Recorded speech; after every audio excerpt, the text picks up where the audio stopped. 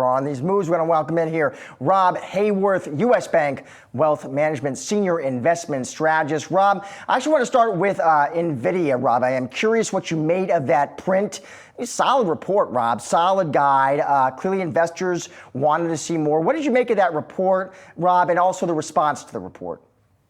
Well, I think in the response, what we saw is investors were somewhat disappointed with the beat, right? I mean, you had this beat of expectations on the Nvidia side. It's still fairly good news for the future there, but it wasn't quite as good as investors hoped.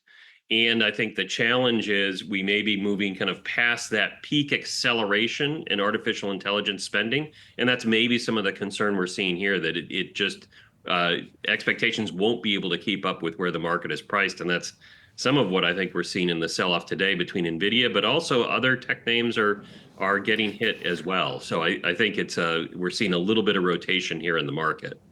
Is this a sea change moment then, Rob, or is that a little bit of noise for the day that's going to start to kind of wade as we get further away from last night?